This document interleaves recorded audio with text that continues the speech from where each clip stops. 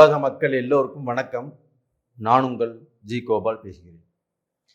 இன்னைக்கு நாம் பேசக்கூடிய தலைப்பு ராகு கேதுக்களின் பெயர்ச்சி. ராகு கேதுவின் பெயர்ச்சி ஆப்பட்டது 2023 அக்டோபர் மாதம் 30 நடைபெற இருக்கிறது. இந்த ராகு கேதுக்களுடைய பெயர்ச்சி ஆப்பட்டது 1.5 வருட காலம் எடுத்துக்கும். இதில் முதல் 6 மாதத்துக்கு இந்த ராகு கேதுக்களுடைய பெயர்ச்சி என்ன செய்யும் அப்படிங்கிறத பார்க்க போகிறோம். இப்போ நாம் பார்க்கக்கூடிய ராசி ஆகப்பட்டது மிதுன ராசி. இப்போ இந்த மிதுன ராசிக்கு இந்த ராகு கேதுக்கள் ஆகப்பட்டது 11ஆம் இடத்தில் இருந்த இந்த ராகு பகவான் பெயர்ச்சியாகி 10ஆம் இடத்துக்கு போகிறார். அப்போ டோட்டலாக பார்த்தீங்கன்னா இந்த 11ஆம் இடத்தில் இருந்த இந்த ராகு பகவான் 10ஆம் இடத்துக்கு போகிறது, கேந்திர ஸ்தானத்துக்கு போகிறது, அதுவும் குருவுடைய வீட்டுக்கு போகிறது நல்ல விசேஷம். அப்போ இந்த ராகு பகவான் ஆகப்பட்டது குருவுடைய வீட்டில் இருக்கிறாங்கன்னா குருவை போல் செயல்படுவாங்க. அப்போ டோட்டலாக பார்த்தீங்கன்னா கடந்த காலங்களில் 11ஆம் இடத்துலையும் 5ஆம் இடத்துலையும் இருந்த அந்த கேது பகவான் ஆகப்பட்டது இப்போ பெயர்ச்சியாகி 10ஆம் இடத்துலையும் உங்களுக்கு 4ஆம் இடத்துல கேது பகவானும் இருக்கிறது இந்த பெயர்ச்சியினுடைய சூழ்நிலை. அப்போ டோட்டலாக பார்த்தீங்கன்னா இந்த ராகு பகவான் ஆகப்பட்டது குருவை போல் செயல்படுவாங்கன்னு அப்படின்ட்டாங்க. அப்போ அந்த குரு பகவான் ஆகப்பட்டது ஃபினான்ஸ். அப்போ நீங்கள் போட்ட கேபிட்டல் அதில் பார்க்க போனால் முன்னேற்றம் வரும். ஒரு விஷயத்தில் கேபிட்டல் போடலாமா நினைச்சாலும் தாராளமாக கேபிட்டல் போடலாம். பணம்ங்கிறது உங்களுக்கு நல்லபடியாக புழங்கும். அப்போ இந்த பணத்தின் அடிப்படையாக உங்களுக்கு வர வேண்டிய பணமாகப்பட்டது வந்து சேரும். இது போக இந்த 10ஆம் இடத்தில் இருக்கக்கூடிய இந்த ராகு பகவான் ஆகப்பட்டது உங்களுக்கு தொழில், நீங்கள் கடந்த காலங்களில் எவ்வளோ கற்பனைகள், எவ்வளோ ஆசைகள், எவ்வளோ முயற்சிகள் பண்ணியிருக்கலாம், ஏதாவது புதிய தொழில் தொடங்கலாம்னு சொல்லி. அப்போ அந்த தொழிலை தொடங்குவதற்குண்டான வாய்ப்பை இந்த பீரியட்ல கண்டிப்பாக அந்த ராகு பகவான் உங்களுக்கு கொடுத்தே தீர்வார். அப்போ புதிய தொழில் தொடங்குவதற்குண்டான வாய்ப்பு, அந்த புதிய தொழில் மூலியமாக நீங்க உயர்ந்த நிலைக்கு வரக்கூடிய ஒரு அனுகிரகமாகப்பட்டது இந்த ராகுனால கண்டிப்பாக உங்களுக்கு நடந்தே தீரும். இதே மாதிரி பார்த்தீங்கன்னா இந்த 4ஆம் இடத்தில் இருக்கக்கூடிய அந்த கேது பகவான் இப்போ நீங்க மிதுன ராசி, மிதுன ராசியுடைய அதிபதி புதன் பகவான். அந்த புதன் உங்களுக்கு ராசிக்கு அதிபதினா 4ஆம் இடத்துக்கும் அதிபதி புதன் தான். அப்போ அந்த 4ஆம் இடத்துல அந்த கேது பகவான் போய் உட்காரும் போது என்ன செய்வார்னா உங்களுடைய தாய் வழி அவங்களுக்கு உடல் ரூபத்தில் கண்டிப்பாக கொஞ்சம் கேர் பண்ணிக்கணும். உங்களுக்கும் உடலாதிபதியை பாதிக்கக்கூடிய வாய்ப்புகள் கண்டிப்பாக வரும். இது போக இப்போ நீங்கள் சொத்து வாங்குறீங்க, ஒரு வீடு வாங்குறீங்க, ஒரு இடம் வாங்குறீங்க, ஒரு பில்டிங் வாங்குறீங்க, இது மாதிரி வாங்கக்கூடிய சூழ்நிலைகள் வந்துச்சுன்னா அதில் வரக்கூடிய அந்த டாக்குமெண்ட்ஸை நன்றாக படித்து பார்த்து நல்ல தெளிவானதுக்கப்புறம் அதில் நீங்கள் சைன் பண்ணுறது நல்ல விஷயம். அப்படி இல்லாத பட்சத்தில் உங்களுக்கு டாக்குமெண்ட் ரீதியாக சில பிரச்சனைகள் வரக்கூடிய அளவுக்கு வாய்ப்புகள் இருக்குது. அப்போ அந்த கேது பகவான் ஆகப்பட்டது உங்களுக்கு ஏதாவது ரூபத்தில் சில குழப்பத்தை கொடுக்கக்கூடிய கட்டத்தில் இருக்கிறாரு. இது மட்டும் இல்லைங்க, இந்த கேது பகவானால வண்டி வாகனங்கள் நீங்கள் வாங்குறதுக்குண்டான வாய்ப்புகள் இருக்குது. அப்போ புதுசாக வண்டி வாங்கலாம். நம்ம ரொம்ப நாளாக வண்டி வச்சுருக்கிறோம், இந்த வண்டி உழைச்சது போதும், ரொம்ப கண்டமாயிருச்சு, நம்ம ஏதோ ரூபத்தில் புது வண்டி வாங்கிக்கலாம் அப்படிங்கிற எண்ணங்கள் உருவாகும்.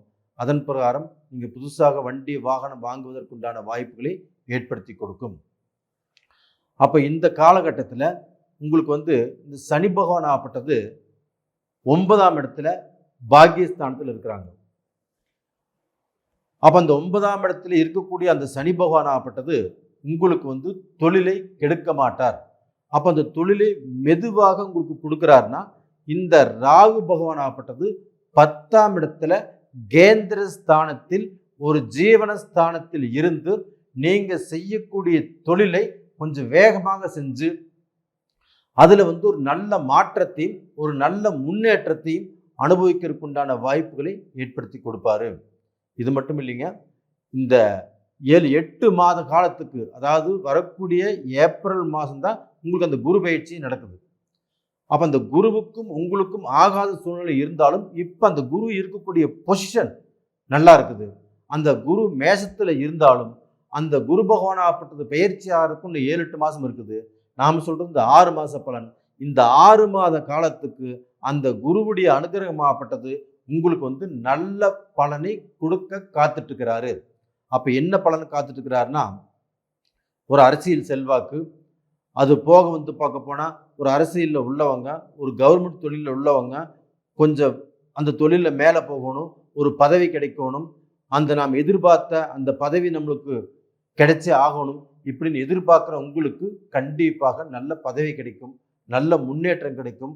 அதே சமயத்தில் வந்து பார்க்க போனால் பணத்து மூலியமாக நீங்கள் எதையுமே சாதிக்கலாம்.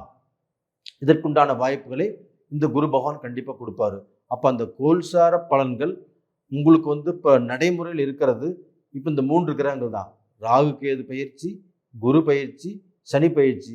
இந்த 3 கிரகங்களுடைய அனுகிரகங்களும் உங்களுக்கு சிறப்பாக இருக்கிறதுனால இந்த பீரியட்ல இந்த மிதுன ராசியாகப்பட்டது ஒரு நல்ல பொசிஷனுக்கு வந்து கண்டிப்பாக நான் நல்லா இருக்கிறேன் அப்படின்னு சொல்லக்கூடிய ஒரு வாய்ப்பை தேடிக்கும். வேணா நீங்க ஒன்று பண்ணலாம், உங்களுக்கு தேவைப்பட்ட நல்ல விஷயங்களே பேப்பரில் எழுதுங்க. உங்களுக்கு எது எது நடக்கணுமோ அதெல்லாம் பேப்பரில் எழுதுங்க. ஒவ்வொன்றா டிக் பண்ணிட்டே வாங்க. அந்த மாதிரியான ஒரு சூழ்நிலை தான் உங்களுக்கு இப்போ உருவாகக்கூடிய காலகட்டத்தில் நீங்கள் இருக்கிறீங்க.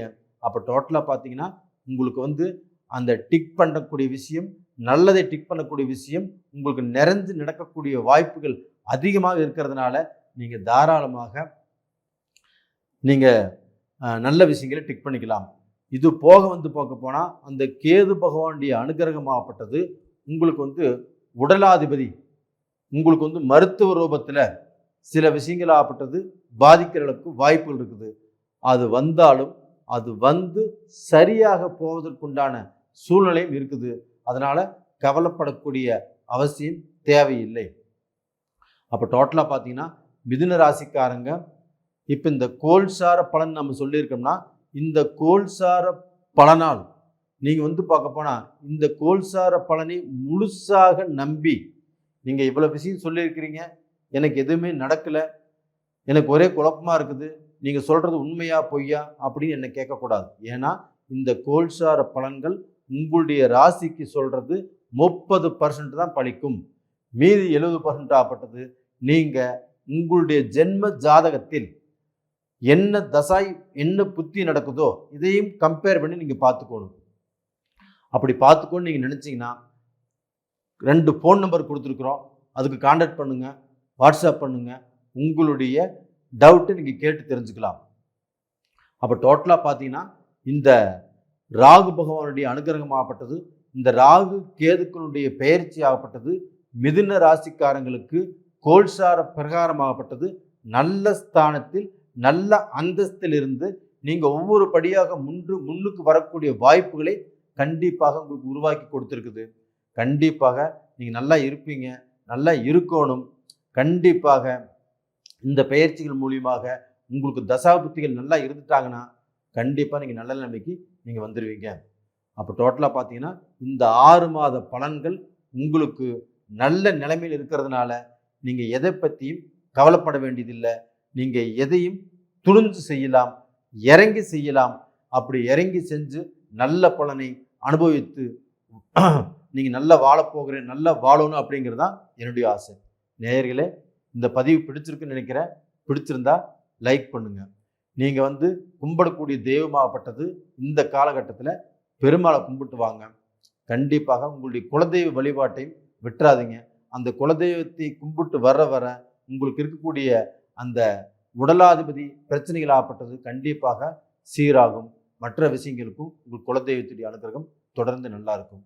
உங்களிடமிருந்து விடைபெறுவது உங்களின் ஜி கோபால். நன்றி, வணக்கம்.